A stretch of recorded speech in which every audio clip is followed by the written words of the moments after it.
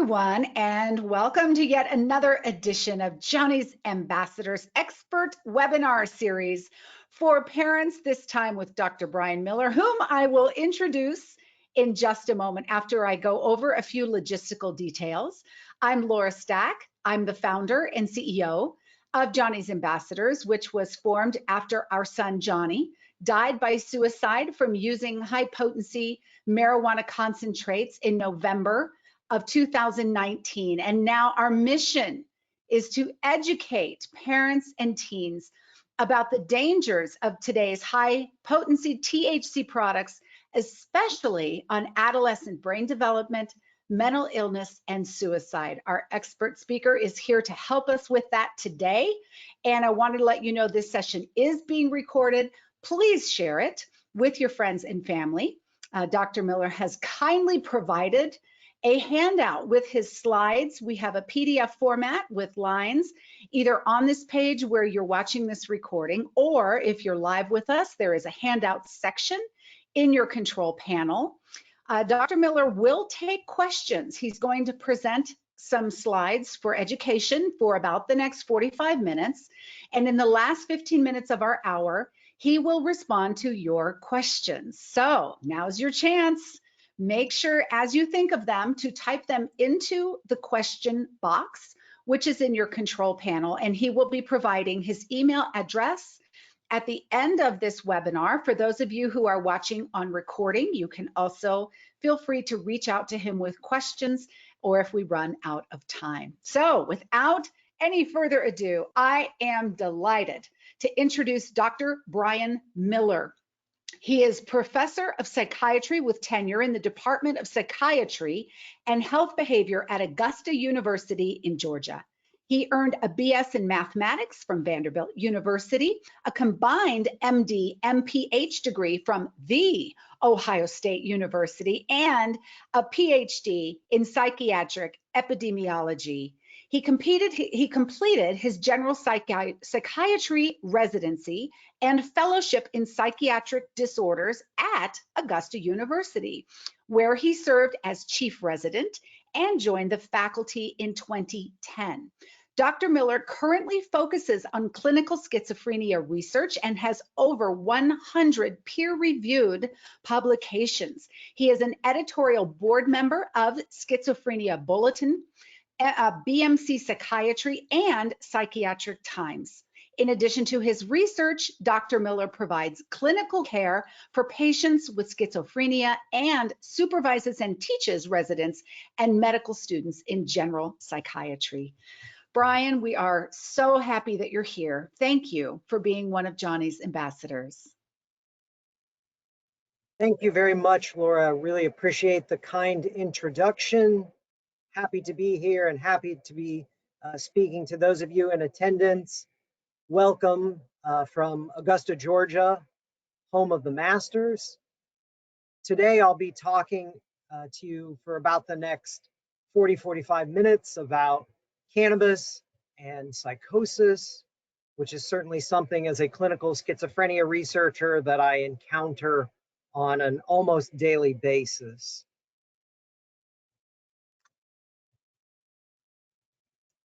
You may have to click on your slide there, Brian. I think it got off of your slideshow. There we go. Let's see. If you click right on the slide, it should be there. You go. Okay. So sorry about that. Couple of learning objectives for today. So the goals of this presentation are to help you, one, be able to assess the evidence for what is the association between cannabis use and psychotic disorders. Number two, to discuss both epidemiology and phenomenology of patients with psychosis and comorbid cannabis use. Thirdly, we'll talk about associations between cannabis use and the clinical course and other outcomes in patients with psychotic disorders. And as sort of a bonus learning objective, I'd like to give you kind of some cutting edge work that we're performing here in Augusta, looking at a technique that's called Pupilometry, which is a method of using a handheld device of measuring responses of the pupil of the eye to a flash of light. And we're investigating this actually as a novel marker of suicide risk in our patients with psychiatric disorders. So looking forward to tell you about some of what we feel is cutting edge work in this area. These are my official disclosures, which include my employment at Augusta University, some grant support from the National Institute of Mental Health, as well as the Stanley Medical Research Institute. As Laura mentioned, I'm an editorial board member of Psychiatric Times, which is the largest psychiatric newspaper in the United States, and receive honoraria from them for online content. And I also recently participated in an advisory board for Boehringer Ingelheim.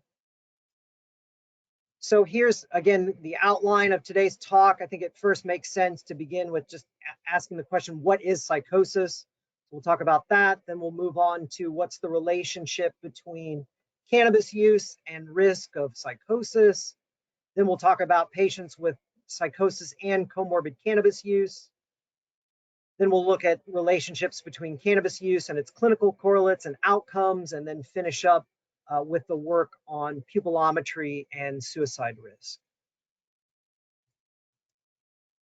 So it begins with the question, what is psychosis?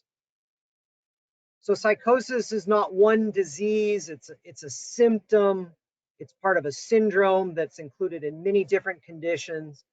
But in psychiatry, we define psychosis as being significant impairment in reality testing, as evidenced by things like hallucinations. Those are perceptual experiences, whether auditory, visual, or in any of the other senses of things that are not grounded in reality. Delusions, being fixed false beliefs. Thought disorder or disorganized thinking. That's a confusion in the form of thought, or grossly disorganized behavior. Things like here in Augusta, when it's 100 degrees in the shade in the summer, and we encounter patients who are wearing multiple layers of clothing, would be an example of grossly disorganized behavior. Again, psychosis is a symptom. It's present in many different conditions. We certainly see it in schizophrenia, which is the primary psychotic disorder, but it can be seen in mood disorders, as well as other organic medical conditions, such as lupus. It can also be an adverse effect of illicit substance use. So the standard model of schizophrenia or psychosis that's taught in medical school is that schizophrenia is a disease that begins in the late teens or early 20s. It's synonymous with psychosis, which again is in the standard model is restricted to just hallucinations and delusions. It's a disorder of dopamine dysfunction, the neurochemical dopamine in the brain, and it's a brain disease. And so over the next 4 slides, I'd like to show you why that particular model is inaccurate and really doesn't capture the full spectrum of schizophrenia and other psychoses. So in terms of the notion that schizophrenia is a disease with late onset in late teens or early 20s, this is a graph of the risk of onset of schizophrenia by age. And while certainly the greatest period of risk does occur in the late teens or early 20s, the full risk for schizophrenia, as you see, occurs throughout the entire lifespan. Now, certainly as patients get older, somebody in their 60s with new onset psychosis, are we thinking about underlying medical contributing causes or even substances, even prescription medications? Yes, absolutely. But we certainly can still see new onset psychosis really at any point throughout the lifespan. What's fascinating is that there appears to be a second peak where the onset of psychosis is more common, and that tends to be seen in the late 40s, and it's much more common in females than in males. And so when we think in terms of biology, of physiology, what's happening then, that's around the period of the perimenopausal period for women. And so one of the theories is that a decrease in reproductive hormones, particularly estrogen, may unmask a latent vulnerability to psychosis, particularly in some women. And so it's fascinating that there are studies that seem to show that adding estrogen to antipsychotic medications does better for some women than antipsychotics alone. So literally in some women, estrogen may function as an antipsychotic. And so there are genetic and other studies that seem to show a role for estrogens and the estrogen receptor in the development of psychosis. So, but the key takeaway here is that the onset of schizophrenia, the onset of psychosis can occur at any age. So we tend to conceptualize schizophrenia as a brain disease, but in fact, schizophrenia is a disorder with abnormalities from head to toe. So there are replicated abnormalities of both anatomical and physiological abnormalities that occur outside the brain, not only in patients with schizophrenia, but also their first degree relatives. So one example are so-called minor physical anomalies. These are subtle malformations in ears and fingers and toes that, to the best of our knowledge, don't have any functional significance, but they're kind of a marker that something went wrong during development. In utero, as the baby is developing, something didn't quite go right, and we see an increased prevalence of these abnormalities in our patients with schizophrenia. One example of a minor physical anomaly, one that I actually happen to have, and these are present in people without any psychiatric illness, but they're more common and more numerous in our patients with psychosis. One of them, for example, is called Clinodactyly, which refers to a slight deviation of the fifth finger. So you can see on this side, my left pinky finger deviates slightly this way, and that's called Clinodactyly, which is just one of many different minor physical anomalies that exist in our patients. But we also see a number of abnormalities related to diabetes and abnormal glucose metabolism, both in our patients and our relatives, even before they enter treatment. We also see an increased prevalence in autoimmune disorders and other inflammatory conditions. And a lot of our own research has focused on inflammation as a potential treatment target in schizophrenia. So there are a number of trials in schizophrenia that show that adding agents with anti-inflammatory properties, even aspirin, may improve symptoms in some patients with schizophrenia. So just like before, I mentioned that estrogen may function as an antipsychotic in some patients. Similarly, even aspirin may function as an antipsychotic for some of our patients. So we talked about hallucinations and delusions being a core symptom of psychosis. Indeed, the first patient I ever took care of as a medical student who had schizophrenia told me that he was a deity from the planet Virgon, and he'd come down to Earth to enact the book of Revelation. Fascinating, can't make that up. It was one of the, these remarkable stories and symptoms of patients was something that led me to gravitate towards psychiatry as a field. And while those are certainly core symptoms of psychosis, there's much more that's encompassed in this illness of schizophrenia than just the hallucinations and delusions. We know that negative symptoms, things that should be there that aren't, things like emotional reactivity, productive speech, taking pleasure in activities, tends to be diminished in many patients with schizophrenia. Mood symptoms are also common. Depression, suicide, highly prevalent. Up to 10% of our patients with schizophrenia die as a result of suicide. And then cognitive symptoms. The cognitive dysfunction in our patients seems to exist even from the earliest stages of illness, maybe even in the premorbid period, and persist throughout the course of illness. And you can imagine if you have problems with memory and learning, that's going to have significant impacts on social relationships, your education, and your ability to function in an occupational setting. Lastly, we think of schizophrenia as being a disorder of dopamine function.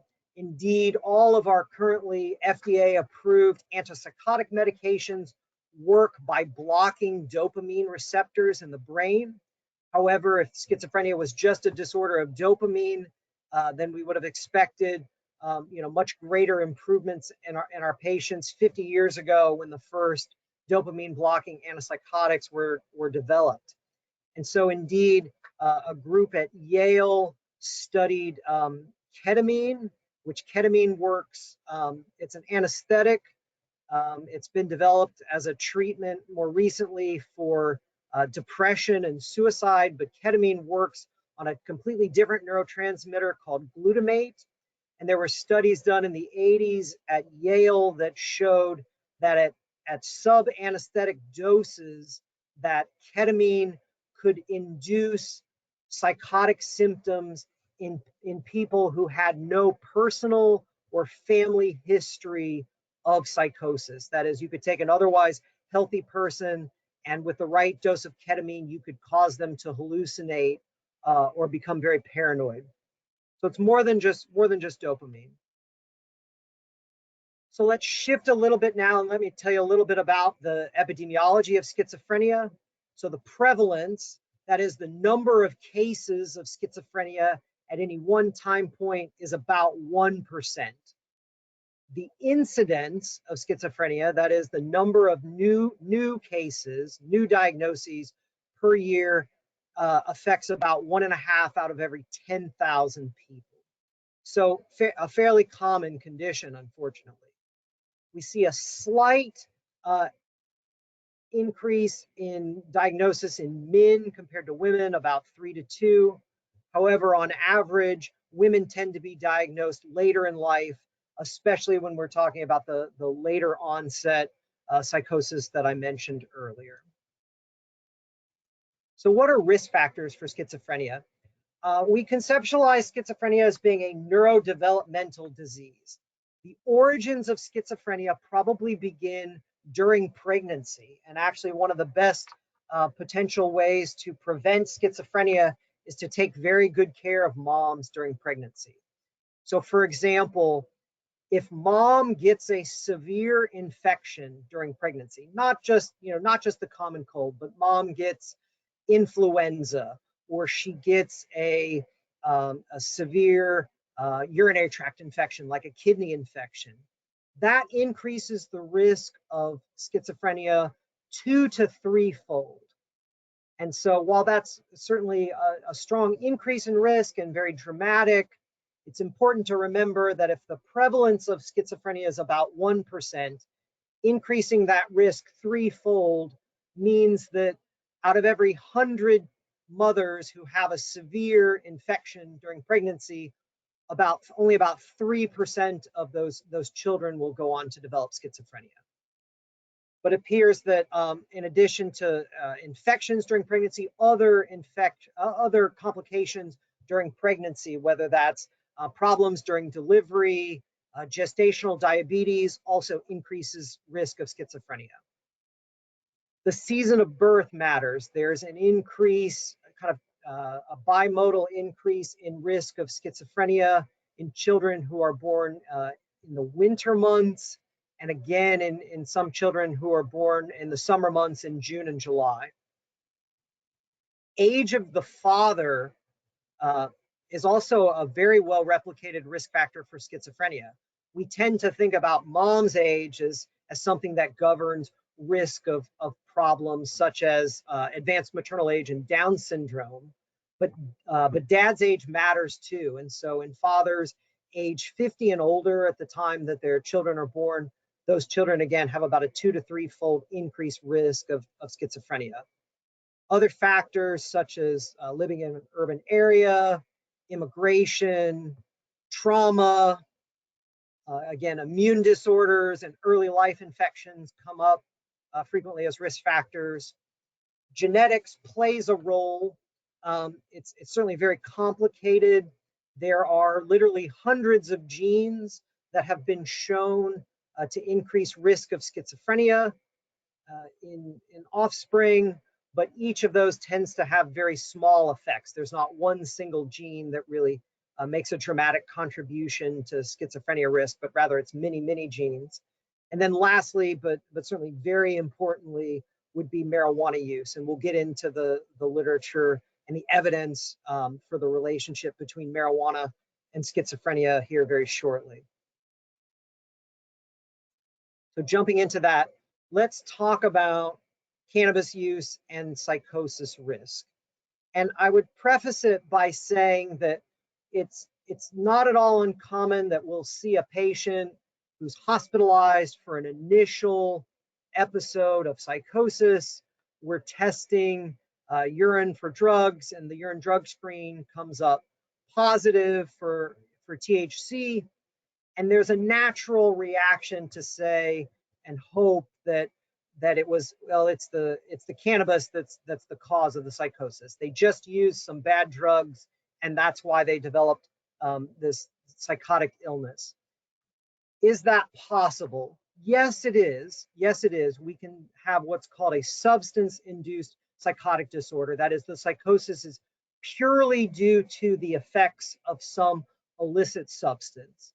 And when that's the case, we see a rapid onset of symptoms with use of that particular substance, but we also tend to see a very rapid resolution of symptoms once once that patient is no longer using the substance, and very quickly, and sometimes even without the need for medications, we see a rapid return to kind of the premorbid level of functioning.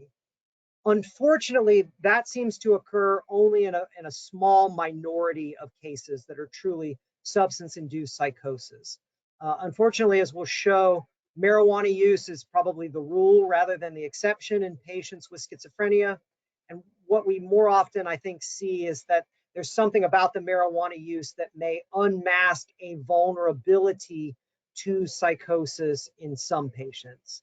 So it plays a role, but it's not causal in and of itself. So I'd like to give you just a brief case vignette. It's a description of, this is one of my outpatients that I've been seeing in clinic for almost a decade. So Mr. G is a 39-year-old African-American male. He has a history of chronic schizophrenia, has a cannabis use disorder, as well as an alcohol use disorder. He started smoking cannabis daily when he was 20. 2 years later, he was in a significant motor vehicle accident while under the influence of substance and suffered a traumatic brain injury.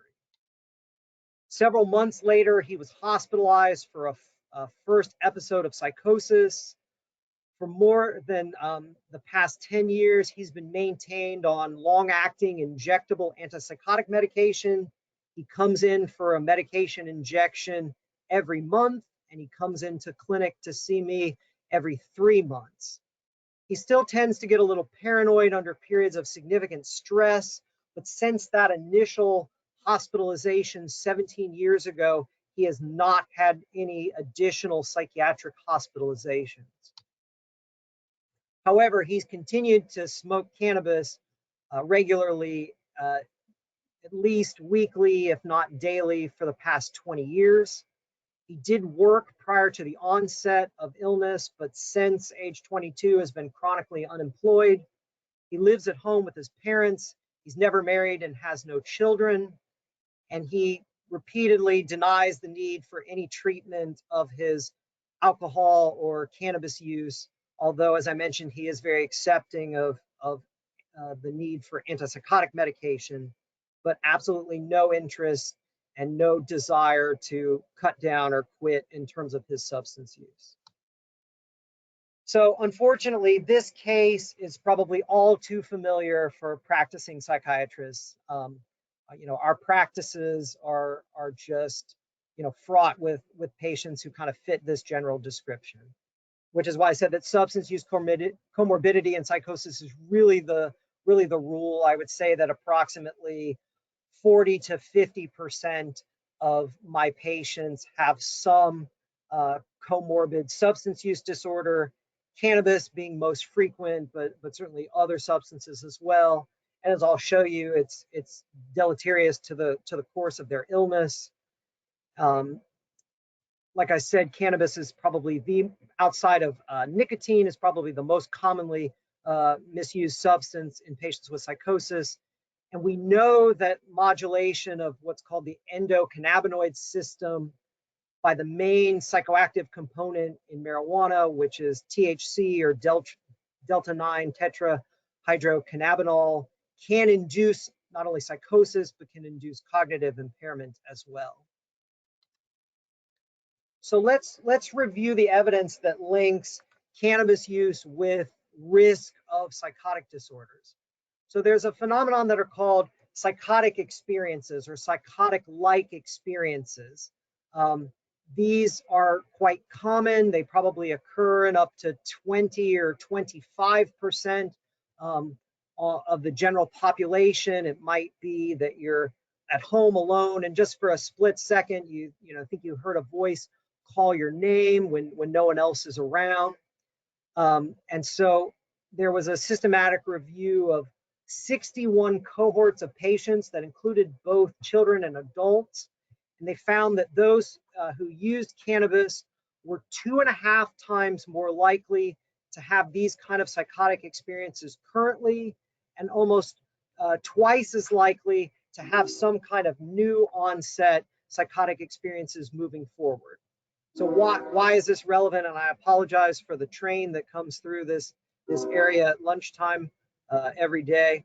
Well, it's important because about 7.5% of people who have psychotic experiences go on to later develop a psychotic disorder such as schizophrenia. So we said in the general population, about 1% of people develop a psychotic disorder. So here now we're talking about people who have psychotic experiences over 7 times. Those many folks go on to develop a psychotic disorder, and cannabis use certainly increases your risk of such experiences. So in an analysis of 30 different studies that looked at over 4,000 individuals who are at what's called ultra high risk for psychosis. By ultra high risk for psychosis, what's typically meant is these are people who have a family history of a first-degree relative, like a parent or a sibling, who themselves have a psychotic disorder, and the individual themselves is showing some early warning signs of psychosis. They're having some of these psychotic-like experiences, and they appear to be at increased genetic risk for psychosis. So amongst those, literally 1/4 of them are current cannabis users. Over half have used cannabis at some point in their lifetime, and about 1 in 8 meet criteria for a current cannabis use disorder. So it's extremely common, even in what we would call the prodromal or kind of earliest phases of psychotic disorders, predating the onset of illness. So when we talk about people who are at risk for psychosis, we're interested in things that predict what we call transition to psychosis. So you have somebody who's at risk because of their family history and because they've had some unusual experiences. If you start with those folks, what's the likelihood that they go on to develop a fulminant psychotic disorder like schizophrenia? And so in 7 studies that, again, looked at these over 1,000 of these high-risk folks, those who had a cannabis use disorder were about twice as likely to develop a psychotic disorder as those who do not use cannabis. Amongst the most frequent cannabis users, that risk goes up to probably up to 4 times the risk to develop a psychotic disorder. And so when we look at things that are potentially causal for an illness, we look for evidence of a dose-response relationship. And we do seem to see that with cannabis use in psychosis. So The more cannabis you use, the more frequency of use, the greater amount of use, the greater the risk of developing a psychotic disorder. And as I mentioned, there's some evidence for shared genetic risk. We don't have to get into details, but at studies that look at what are called genome-wide association studies, they look at all the genes across all 23 chromosomes. There appears to be evidence for sets of genes that seem to increase risk for both cannabis use disorders and also schizophrenia. It's not everything. Environmental exposures matter, trauma, infections, things like that I mentioned.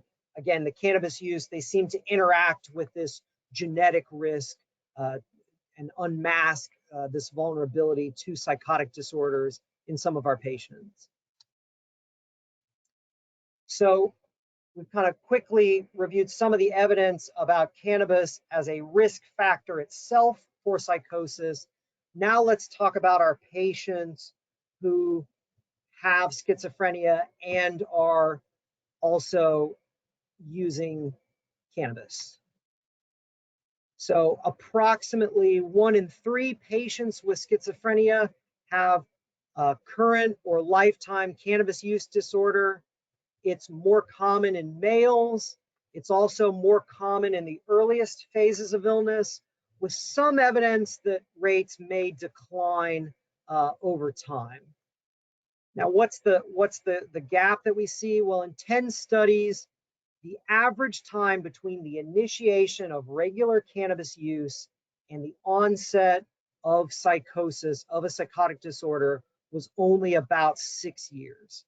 So it's a fairly narrow window, but that's important in terms of there is an opportunity for intervention and prevention in those folks with cannabis use disorders.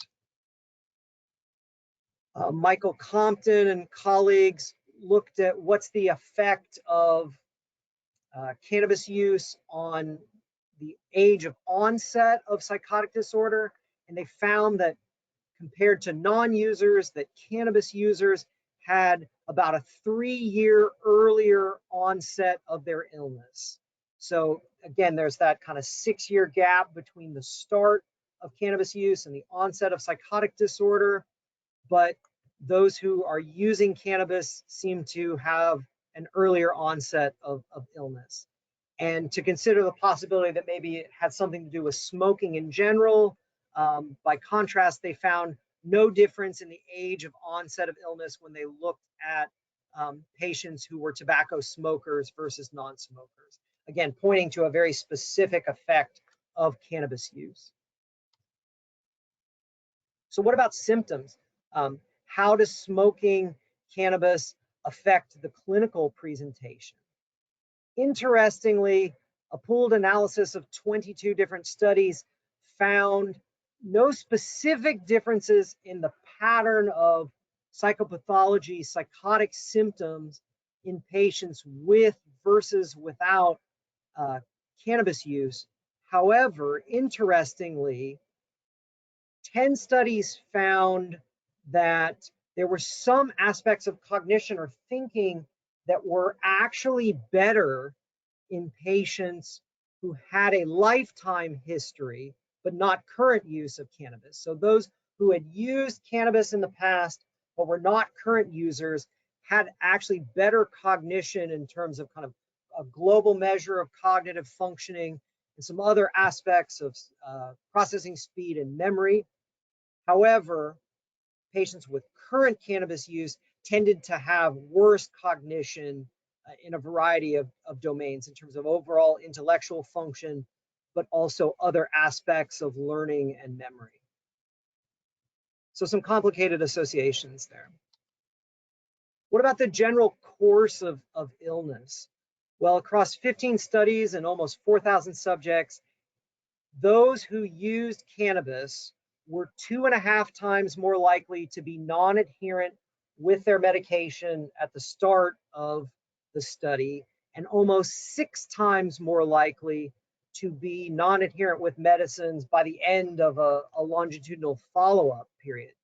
And why is this important? Well, what we know is that antipsychotic medications are the mainstay of treatment for schizophrenia and the #1 risk factor for illness relapse, worsening of psychosis, and need for psychiatric hospitalization is when patients are non-adherent or stop their antipsychotic medications. So patients, you can imagine it makes sense, patients who are misusing cannabis are much less likely to be remembering and actually taking their antipsychotic medicine. And we also, so that increases their risk of illness relapse, but also even when they relapse, patients who have this cannabis use comorbidity tend to require longer periods of hospitalization, suggesting that the cannabis use may be making symptoms more treatment refractory. So in summary, cannabis use is associated with an increased risk of psychotic experiences. It's more common in people who are at high risk for psychosis, and it increases their risk of transition to a psychotic disorder. That association with cannabis use and psychotic disorder appears to be dose dependent. There's evidence for shared genetic risk factors for both. We see that comorbid cannabis use is common not only in patients at the onset of their illness, but even in chronic schizophrenia, especially males. Cannabis use is associated with an earlier age of onset of psychotic illness. It seems to have some variable effects on cognitive functioning in our patients. It increases risk of non-adherence to medications, and then subsequently their risk of relapse and duration of hospitalization. So that kind of gives a quick, in about 25 minute kind of tour de force summary of these associations between cannabis use and psychosis. So in conclusion, I'd say that certainly targeting cannabis use in that high risk period, the earlier we can intervene, just like in cancer and other chronic disorders, the earlier we can intervene has significant benefits in terms of long-term outcomes. But even in patients with established psychotic disorders, we know that those who continue to use cannabis, that's a potential target where we can intervene to try to improve adherence to treatment and other outcomes in our patients. So with that, I'm going to shift gears and talk just for a few minutes about our work on pupilometry that I hope you'll find interesting and inspiring hope for the future.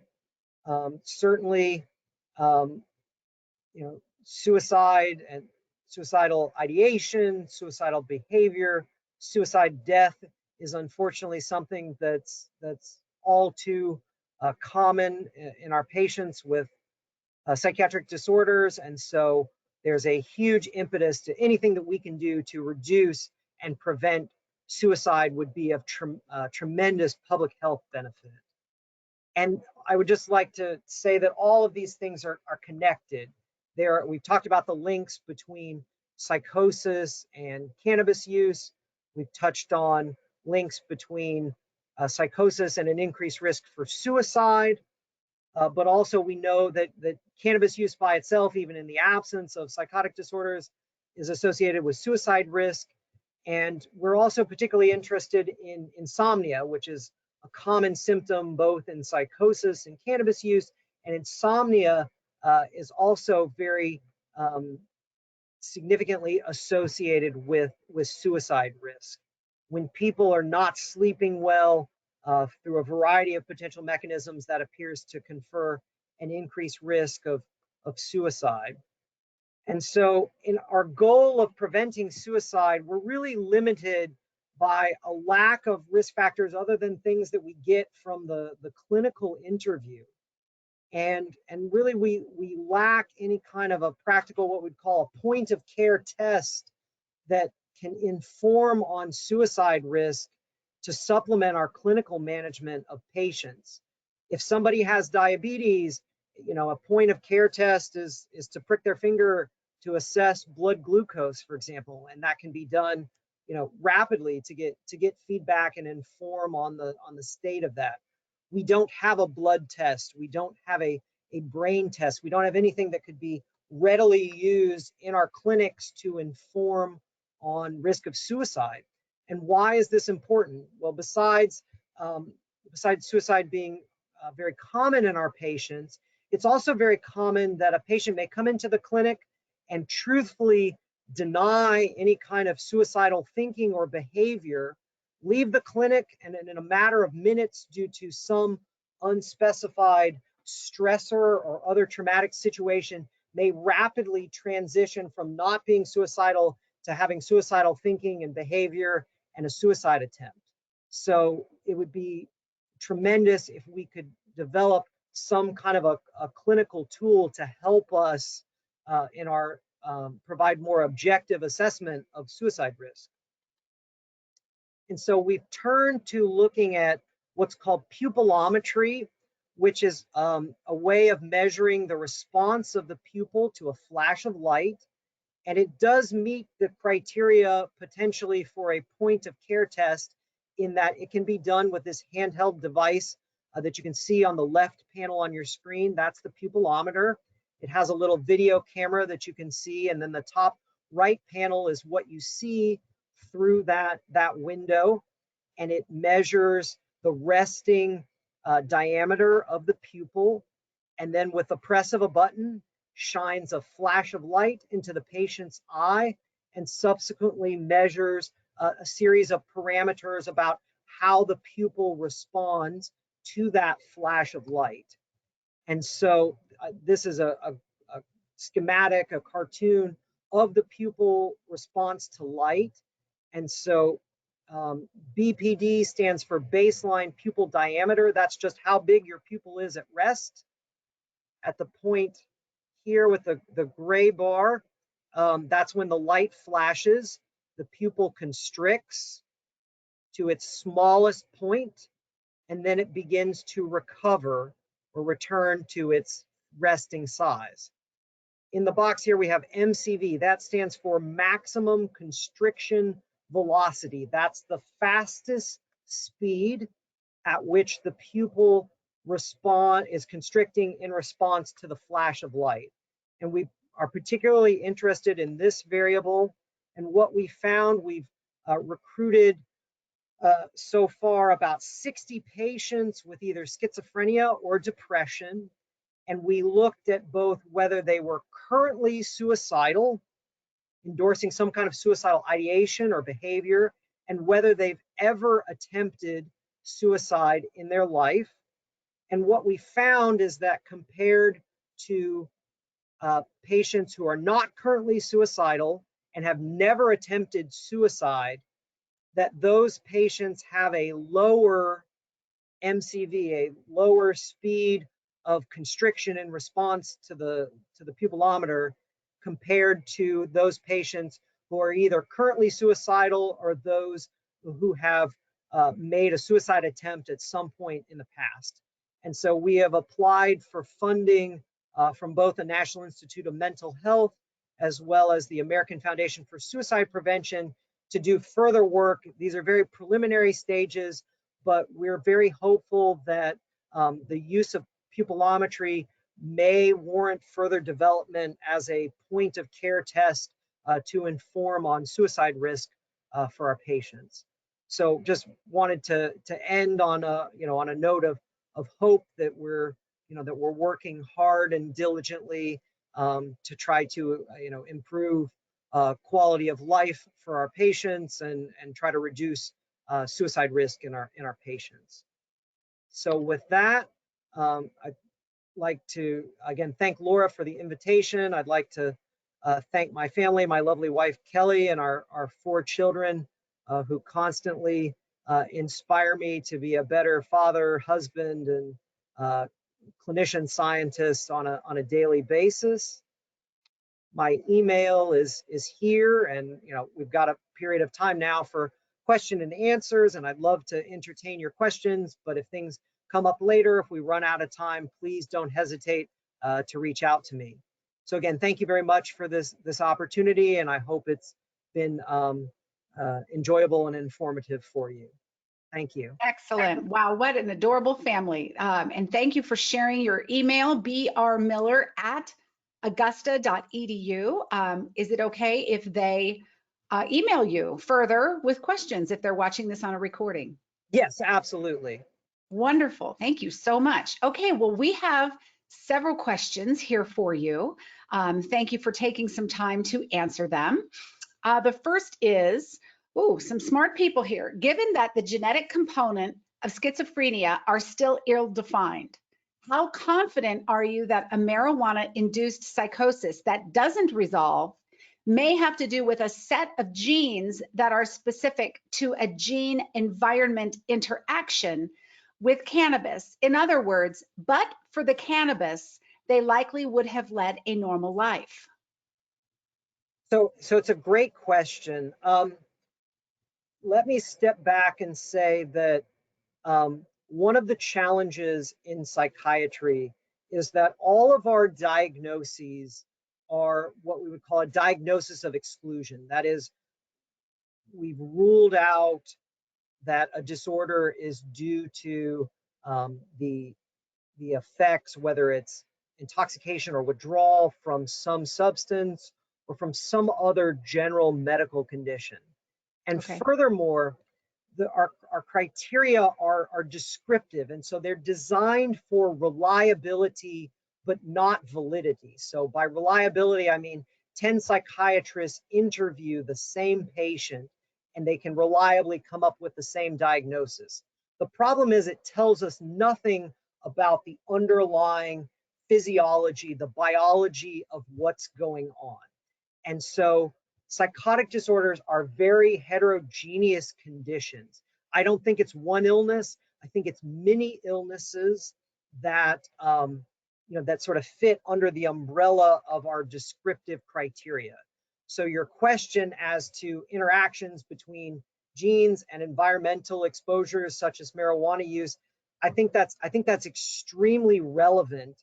I just think we don't know enough to be able to say for sure, well, okay, if this particular person, given their genetic background or risk, if they never used marijuana, would that person have gone on to develop psychosis?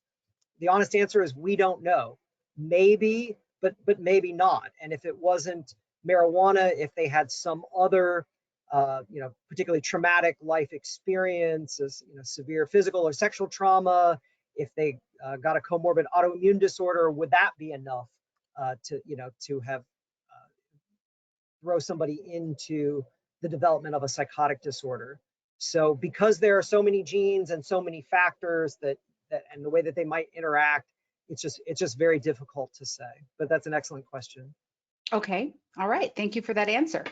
Let's see, in your patients who do not recover from a cannabis-induced psychosis, what proportion continue to be psychotic because they have continued their use?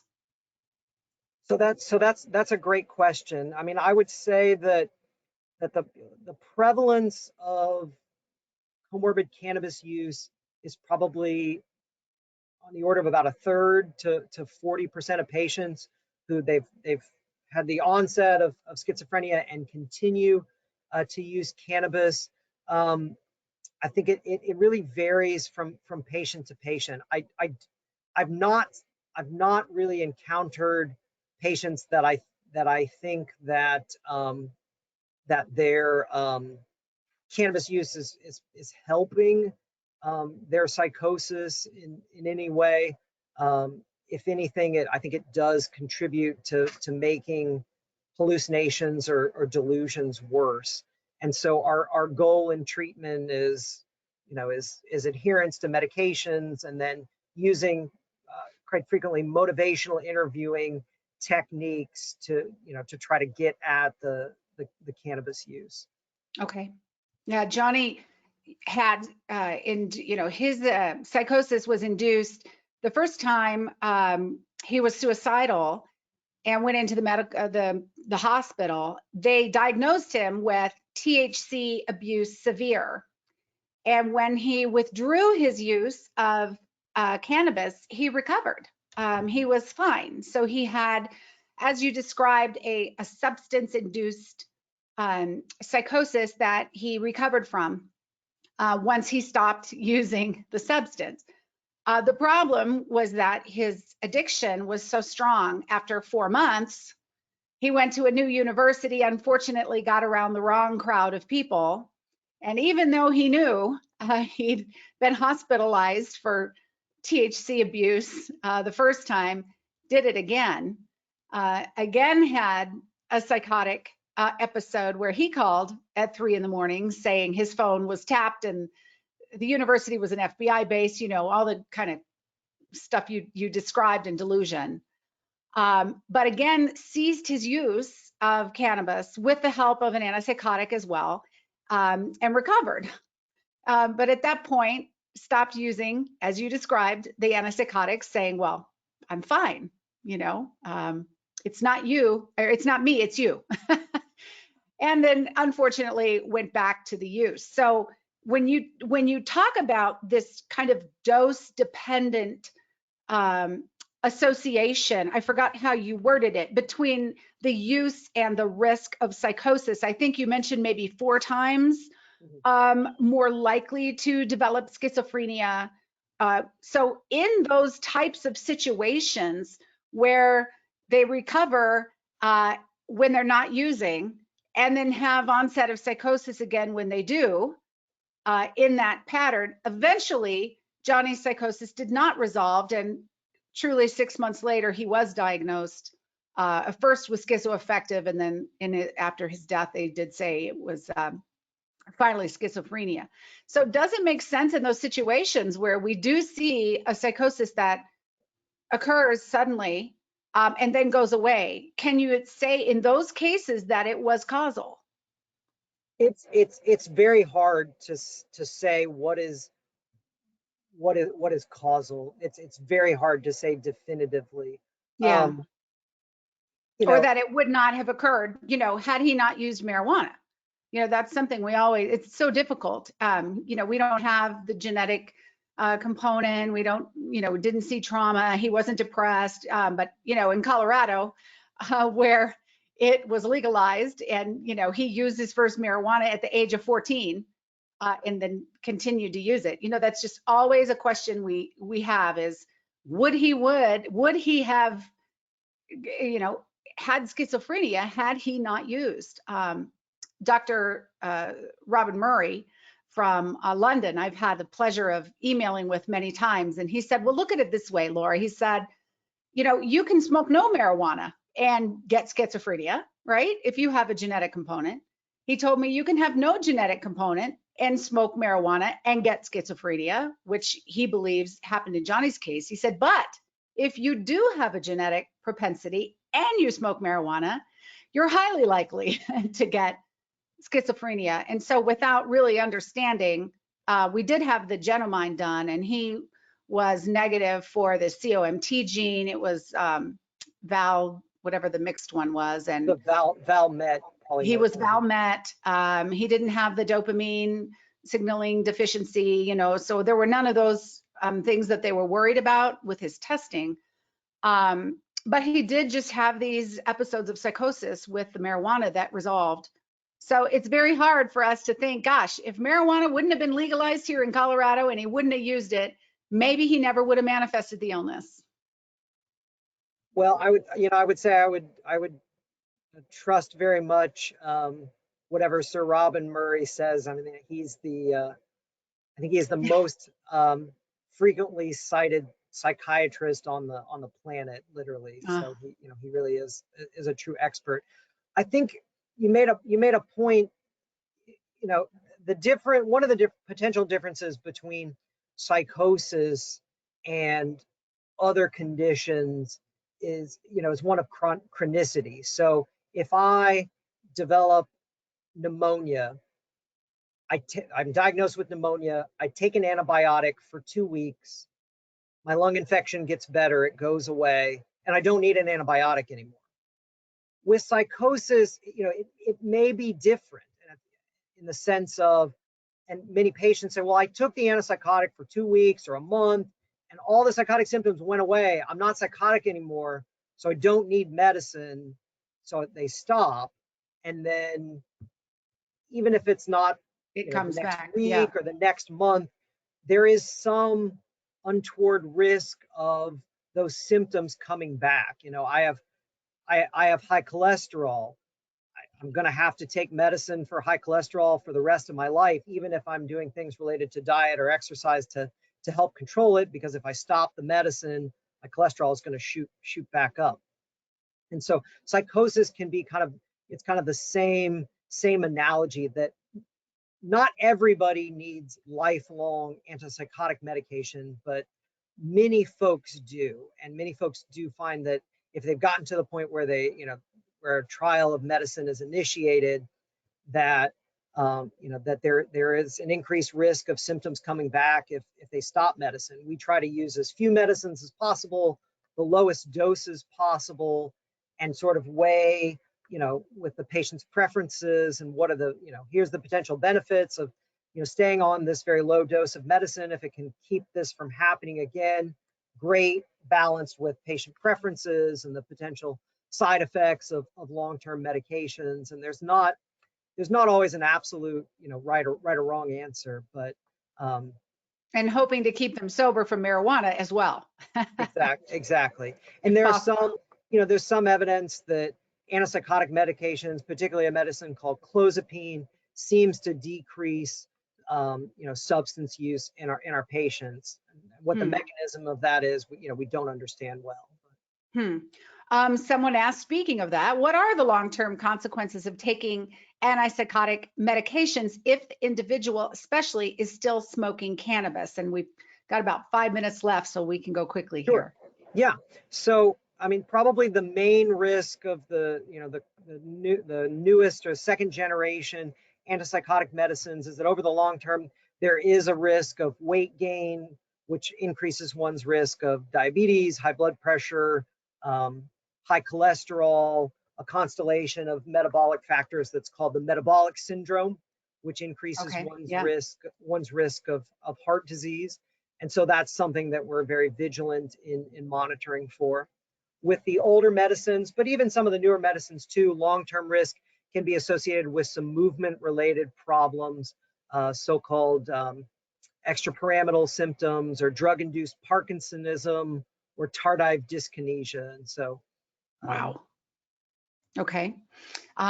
Once a cannabis user has experienced psychotic episodes and or schizophrenia, is this a lifelong risk or can it be cured? So what I would say is that once a person, if they seem to meet the criteria for schizophrenia, they would carry that diagnosis with them as a lifetime diagnosis. Now, are there some people who have one lifetime psychotic episode? They take medicine for some period of time, 6 months, a year, and things resolve. Are there some people who are able to go off of medication and not experience, an exacerbation of psychosis ever again? That does happen.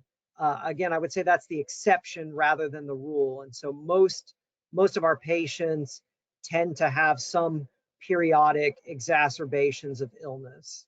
Okay. And that are often triggered by, a relapse of substance use, for example.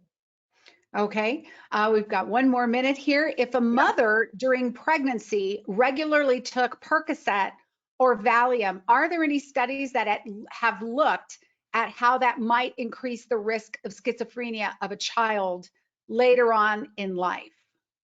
I'm not specifically aware of links for the opiates or the benzodiazepines like Valium and subsequent risk. Really taking good care of mom in terms of her metabolic health, avoiding infections, and yes, if it's possible, to avoid, any substance use that that probably helps, but opiates and Valium are not specifically linked with schizophrenia risk in the children, to my knowledge. Okay, got it. Looks like that's it. Wow, look at that. You are so efficient, right on time. I will Perfect. end by reading a couple last comments. Thank you so much. This was a great learning experience. Awesome and informative lecture. Thank you. And Karen Randall has signed her name.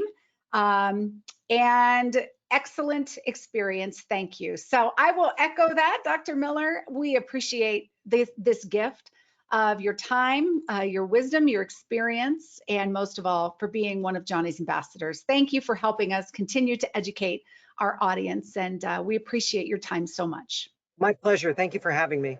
Thanks so much. All right, everyone, we'll see you next time right here, Johnny's Ambassadors. Bye-bye.